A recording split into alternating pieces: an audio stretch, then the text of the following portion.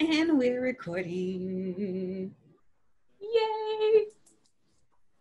Hey everyone, and welcome to Baked HR. My name is Jasmine Wilkes, and this is my co-host and friend, Christina Minyard. Hello! I'm so excited. Hey, Jasmine, I lied. I said I was going to talk about my background, but why did we pick the name Baked HR? Well, one of us likes to bake, and one of us likes to live like Snoop Dogg, I guess you could say.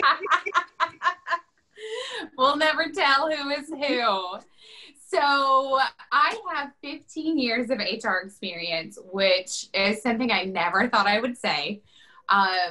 I am so grateful because my start in this whole industry actually happened fully by accident, working in the staffing industry. And I think what was so cool about that and totally fits my personality is I got to work with multiple clients at one time and kind of get the behind the scenes of HR and business operations and really see like, what do we like to falsely present and what should we just be honest and own so that we can fix it and do better. So I think that that's really a lot of the driving force behind my perspective. So I'm super excited that we're finally doing this so that we can dig into some of that. Right, and that just summed up the HR influencer culture. But, so I have almost 5 years of experience in HR, and it's crazy that you say 15 because I just thought you were 28 the other day. I am 28. Oh, that's right. I didn't know You got started so early in your career. I got my first job when I was 16 for real. Everyone, we wanted to bring you all Baked HR because we are two people in North Alabama who both work in HR, and it has been a journey to get us to actually record this. When did we start talking about this, Jasmine? Was it like 2 years ago? I would say it's 2020, so I'm pretty sure we started talking about it in like 2018. We got serious for a little bit in 2019. We did. Remember, we would go to the co-working space and actually like do recording sessions, but then we just kind of dropped off. What happened? That was before we started working together. Became a cluster. That was actually why that was before. Yeah. And then we worked together for a while. And then you got smart and left. I shouldn't have said it that way. That wasn't very nice. That wasn't very nice. But we had a good time working together. So we have been talking about doing this for a long time. And it's a little difficult because I think that you and I are very honest. Sometimes people would say we're probably too honest or too blunt about our opinions or our take on HR. And sometimes both of us can be a little hard on HR. But I think that we are that way because we know that HR can do better. But there are a ton of really great HR pros out there. So this is not like to diss you if you were trying. This is just us kind of keeping it real, talking about like what we see as obvious faults and like how we can redirect. And so obviously everything HR is on the table for this entire series. But to kick us off, since we're finally doing this, I wanted to, what is happening over there? So if you follow me on IG, you can tell I've been trying to get my washer delivered. Are they finally showing up? They're not showing up, but they're calling to let me know when they'll deliver it tomorrow. We're going to leave this in.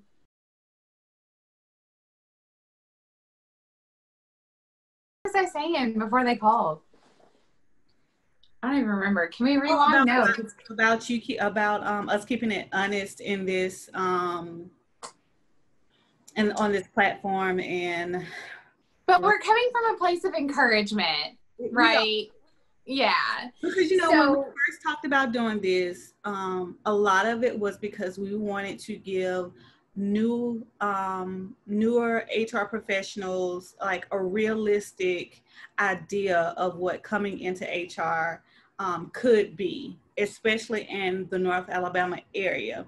That's really why we started and even thought about talking about starting this, because we wanted not we don't want people to just see like Twitter or Instagram or Facebook or all of these conferences that go on and cost hundreds and thousands of dollars that you go to for a few days and you don't necessarily bring anything back from. Like, that's not the real HR. Like, having to, and I hate to say deal with, but having to understand employees and understand business. And especially now in COVID, you know, we really wanted to give a true face and a true definition of what it is to be in this career. yeah, you know what? I forgot all about that. I think one of the things that really sparked this was we were both, hearing from a lot of new grads who were ready to be like HR directors. And we were Yep. like, oh, that's great. But what would you do in this situation? And what would you do in this situation? Because some of the things, like, you're not learning everything you need to know in that classroom. So yeah, those are the kind of things that we're going to expand on. Like, how do you actually grow your career in HR? How do you build a good network to fill in the gaps of your own skills? Like, for example, benefits is totally my weakness, but we got April on speed dial who is always there to hook me up. And how do you learn to navigate business? Because I think people come into HR and they think about just the people part, but you have to merge the people in the business. And if you don't know how the business operates or how the business makes money, then you have a huge gap in how you can actually take care of the people in your organization. So since we're finally doing this, I think for our very first video, to get us kind of kicked off, I wanted to ask you, like, what you're seeing as the state of HR right now. I know that, we're both very active on social media with HR groups, and we've got HR friends around the globe. And then we have our, in-person interactions. Well, I guess not in person right now, but we have our local network that we see in our own community and economy that hasn't really been hit the same way other areas in the country have been hit right now. So what do you see as the state of HR today on September 17th, 2020? I see HR on fire, and not in a good way. It's been a rocky year for HR, and not just dealing with COVID. Like, we've had to talk about race in the workplace and get real about it. We've had to talk about inclusion and diversity within HR, and the people that are being paid to talk about those things in HR. It's been real out here in these. You know what? Not just the people who are being paid to talk about it in HR, but I think you'll know where I'm going with this. The first people who are willing to speak up when the issue comes up, whether it's, a group of HR professionals trying to collaborate, or say a board meeting, or maybe a bigger organization staff meeting, who was the first to try to take over that conversation when maybe it wasn't their conversation to have? Yeah, I've been a part of a lot of those lately. I think we've seen a lot of that, and it's been highlighted in 2020. It's always been there, but I think it's been highlighted in 2020. Yeah. So that kind of segues into the next thing I wanted to touch on, which is, how has the influencer culture gotten better or worse in HR this year? I don't know. It's always that hold of, and I think it's different for me because when I came into HR, I really embraced the influence culture because I figured that would be a way. I knew almost no one in North Alabama. I hadn't even met you yet. And so I was thinking that that would be a great way for me to expand my career, to continue learning in HR, to meet people who are doing the same things that I'm doing or doing things that I think I want to aspire to do. Like it, and so I embraced it and loved it. But then you realize, who people truly are. And it's like, Mm-hmm. oh, hold on, this isn't what I signed up for. Mm-hmm. And I do feel like there are some great people that are trying to do their very best to make sure the right voices are being heard, the right conversations are happening, not just on social media, but truly in their organizations where it counts. But I do feel like because I think we are trying to weed out so many of the people who are doing this for the wrong reason or who aren't willing to really learn their weaknesses in certain areas.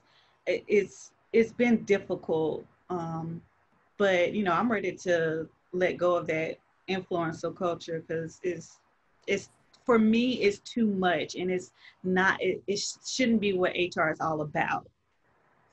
Yeah, so I think that the hardest lesson for me was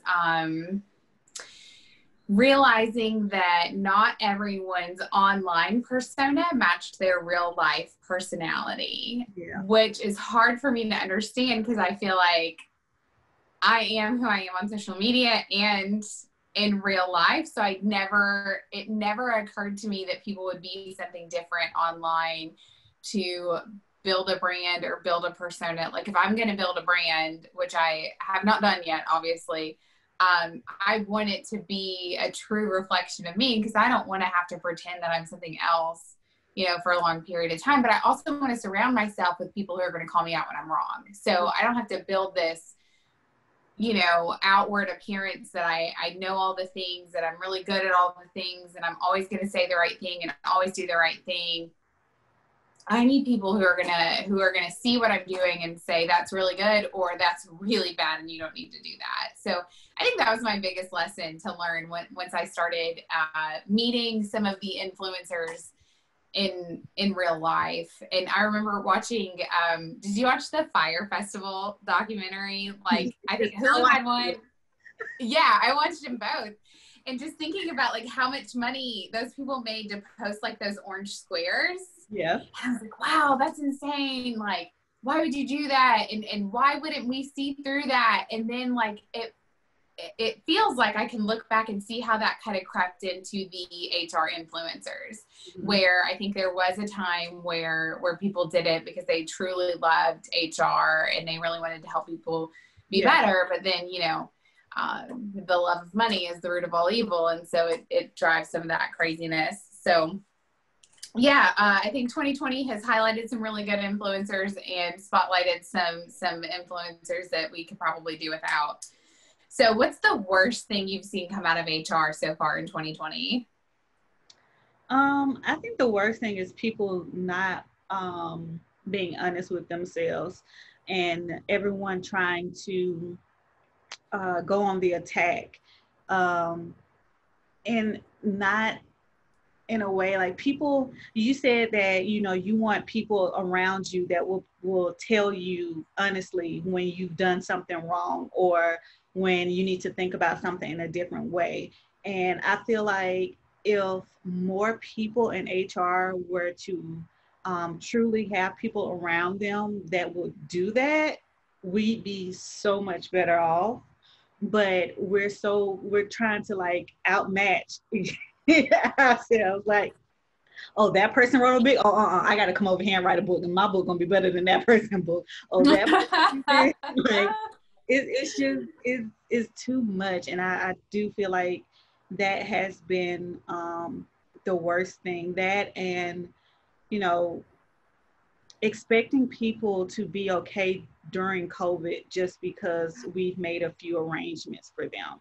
Like I think I tweeted today, I'm tired of company execs thinking that they've solved all the world problems because you let your employees work from home. Your employees can work from home. You just have that controlling factor that you can't let go of. You want someone come into this building so you can, monitor them. You want to watch them working. Right. Even though you're not seeing them work when they're in the building. Yeah, I think that's such a funny topic to me right now. I think that when we decided that people could telework, and and Huntsville honestly was the last community I thought we would see telework, just because of the nature of the largest industry that we have. But once it was decided that we could all telework, then people started looking around going, I don't need all this like office space, right? I don't need this building. I don't, I'm going to cut costs over here. And I was like, now wait a minute, like, ideally, you probably will cut costs, but are you going to start giving every employee an internet stipend? Are you going to buy them office equipment? Are you going to buy everyone a printer? Are you going to buy everyone a nice chair so they're not, sitting at their dining room table during the day doing their workspace? Or what if they don't have room for a home office? Are you going to make accommodations for that? So it's bigger than just we send everyone home and they can work.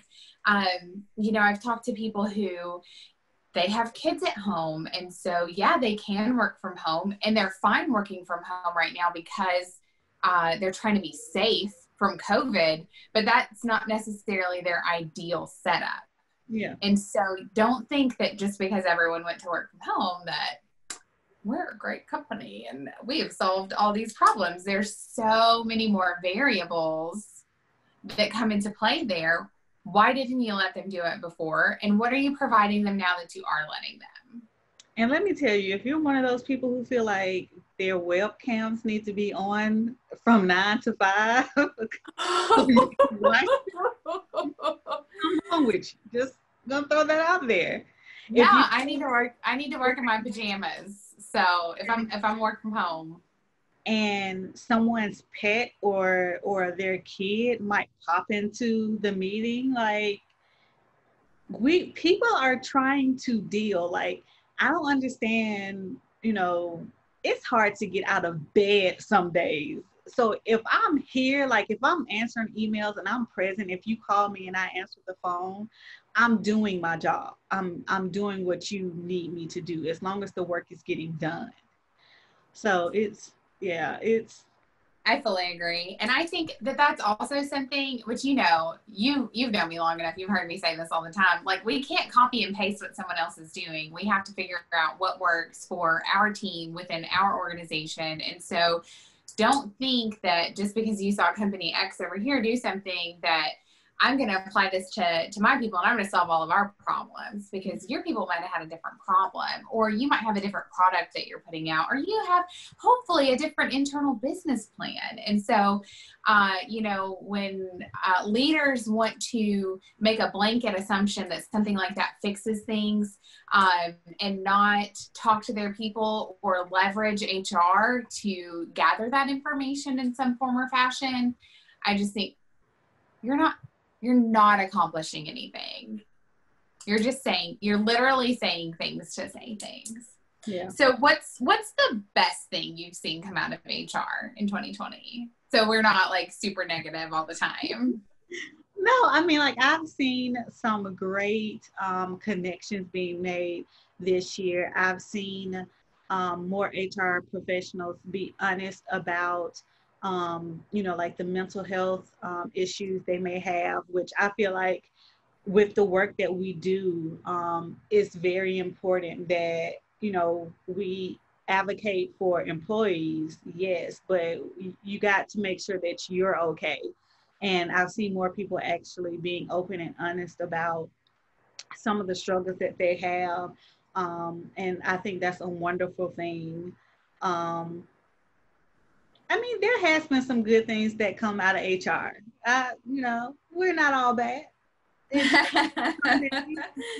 No, I agree. I agree. And I think that that's a great example of something good that's come out of HR this year, because we have had more mental health discussions. I know even earlier this year, you had Tamara down for an event to talk about that in a room full of our peers. And I saw someone tweet earlier this week something about like the EAPs at work being the most undervalued and underutilized benefits that we have for employees. And I think that that's really true. I think that I've worked in organizations where if you have to give someone EAP information, then everyone's like, oh. Right. You know, and it's not, but you think about it, and this is something that's super wild to me, and we'll talk about this in a lot of different scenarios, but you're a human too, right? Like, do you never have a bad day? Do you never think you could use an EAP? Like you said, some days are hard to get out of bed. Some days you get out of bed and you go to work and you just sit there and you're like, wow, I can't even focus on a single thing right now. And so don't overcomplicate it. Like, different days you have different needs too. So of course, like, that's a good benefit to offer. And it can really be used to help someone, you know, when they're in a bad place or they're in a dark place or they're struggling with something. And EAP has like a ton of functions. It's not just going in and having like therapy, but I think a lot of people associate therapy with EAP because that's the most thing that's talked about when it comes to EAP. So right. People automatically get put off by it or be like, oh, Jan got a problem because she using the company EAP. Jan got something going on over there. I saw her get the EAP flyer today when she left HR. Yeah, no, I've seen managers freak out because they found out an employee asked for the EAP info. And so I there's just, even though we've made, I think, a lot of progress in all the areas that you've brought up today, I think that we have so much more work to do. And I think people are tired. I think a lot of people are tired, but I don't think that's a good enough reason to stop making progress.